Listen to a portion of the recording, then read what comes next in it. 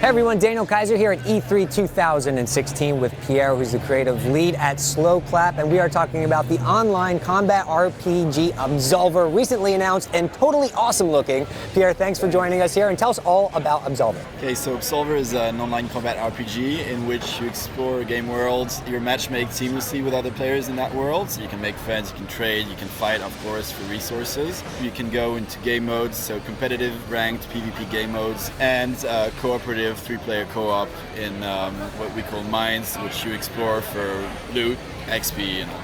Excellent. And tell us a little bit about the actual combat in the game, because it looks really, really intriguing. Well, the combat is pretty much what we've been focusing on from the beginning, so it's deceptively simple because you've got like just 2 attack buttons, but you can have one of 4 stances.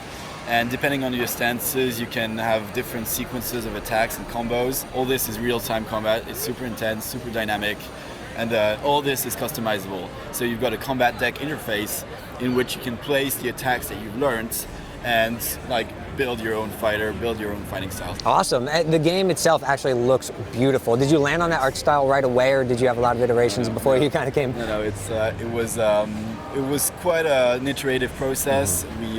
We knew that we didn't want to go for a realistic art style. Our art director, Michel Donzé, who's extremely talented, did quite a few concepts first to refine an art style that's realistic in the human proportions, but that uses hard edges, stylized textures, and graphics.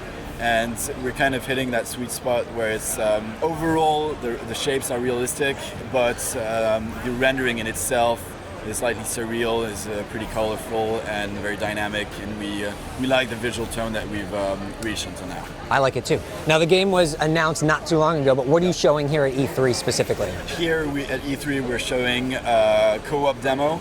So we're doing part of a city, and we're walking through the main core combat gameplay and discovering the combat deck with people, showing out how you can chain all these different moves together, showing out some items and powers, shockwaves, regen items, and finally we start by putting our sword out and fight with a sword also.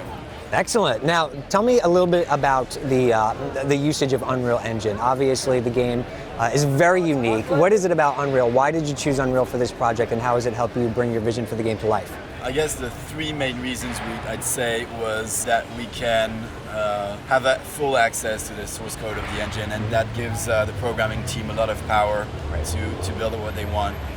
The other thing is the network infrastructure. We're making an online game, and so being able to go deep in the online layers was very, very helpful to us. And the final thing is the blueprint system, which really empowers designers to work with programmers, prototype things themselves. It's been a tremendous help. It's only been 1 year, and we've gone really fast, and that was partly thanks to the blueprint. Excellent. So tell us a little bit about where Absolver is at in development, when we could finally get our hands on it. Okay, so we're pre-alpha currently. We'll be deploying servers this summer, running a lot of testing, and we're hoping to bring it to the first alpha beta testers by the end of the year, and then we're planning for a 2017 release. All right, so people are getting pumped for the game. Where can they go to learn more? They can go at absolvergame.com. Okay.